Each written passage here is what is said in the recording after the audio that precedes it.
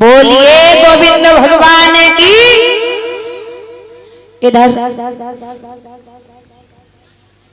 काशी नगरिया में आवाज लगाई तो एक वैश्या ने जैसे ही देखा रानी तारा को बड़ी सुंदर है, अगर मैं इसे ले जाऊंगी ना तो मेरा धंधा बहुत अच्छा चलने लगेगा। उसी समय वैश्या को जैसे ही देखा तो रानी तारा विचार करने लगी, अगर ये वैश्या मुझे ले गई ना तो मेरा धर्म नष्ट हो जाएगा। प्रभु मेरी लाज बचा लेना, इस वैश्या के यहाँ पर मैं नहीं जाऊंगा। धीरे धीरे जब वैश्या आई तो भगवान ने अपने योग माया से उस वैश्या को भगा दिया। वैश्या को भगाया तो एक कालू नाम का सुपच आया। कालू नाम का एक मेहतर आया, आवाज लगाई, बाबा जी। बोले हाँ, इस पुरुष की क्या कीमत है? बोले 60 बार सोना। बोले 60 बार सोना? बोले हाँ।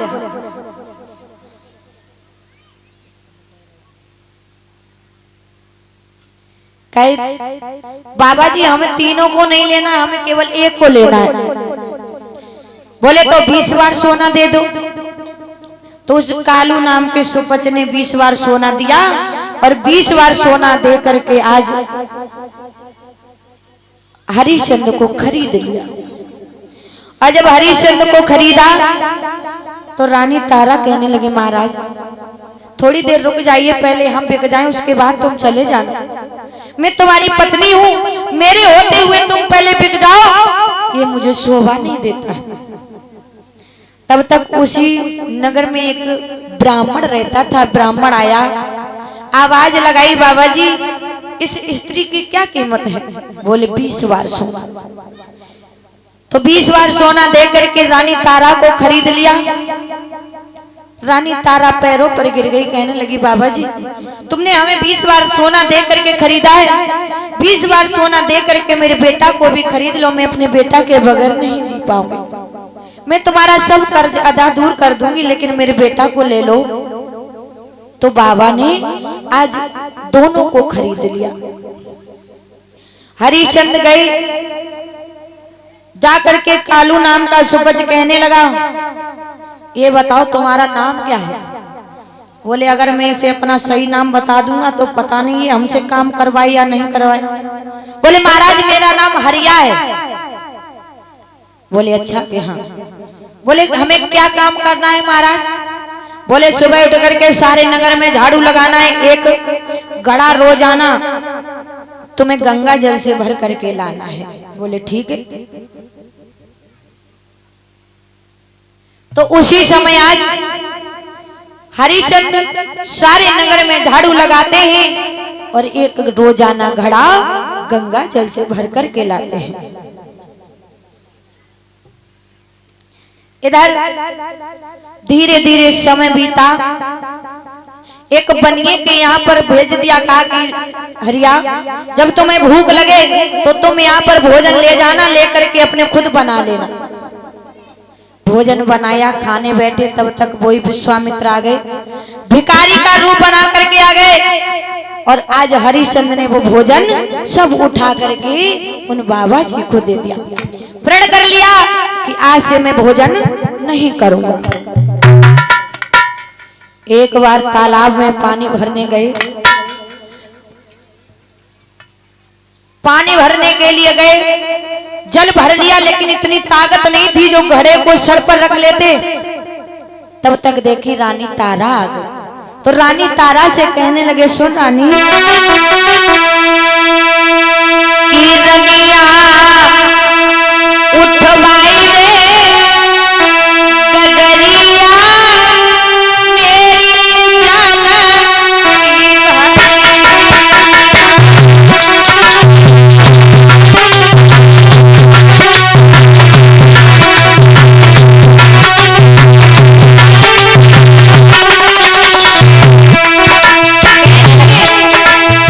रानी मेरे शरीर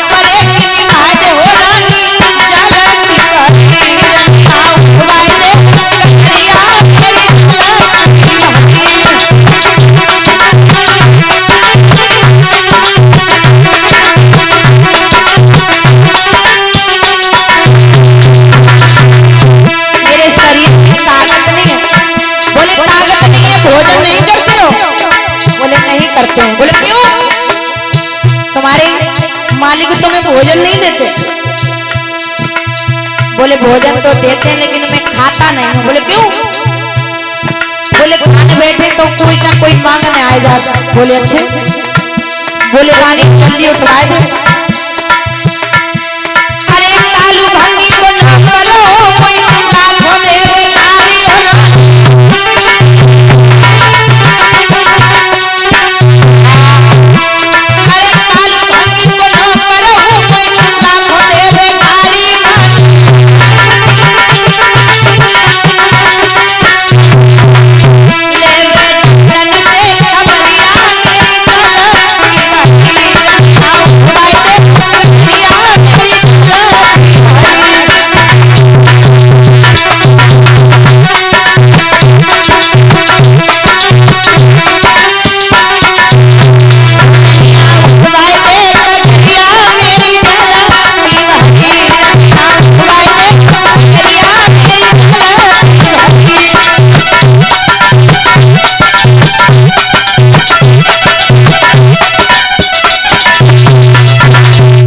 कहने लगे रानी मेरी गगरिया उठवा दे, मेरे शरीर में दम नहीं है जो मैं उठा लूं।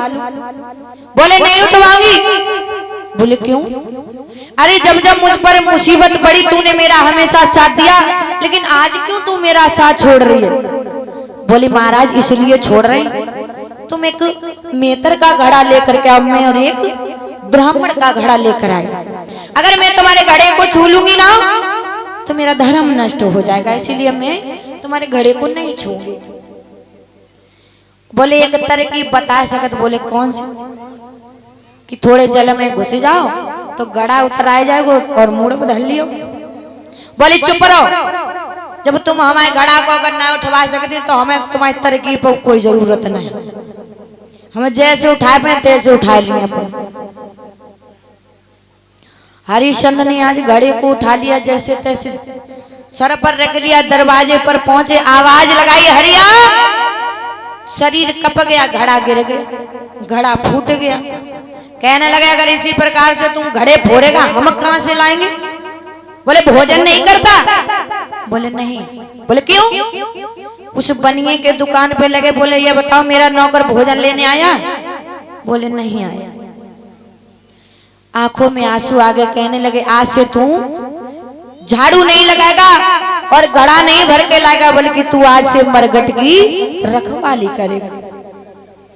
एक फटा हुआ बांस दे दिया, कहा जाओ और मरघट की रखवाली करोगे, जो भी लाश आई उसका कर का टका लेकर के लाश जराना। बोले ठीक है।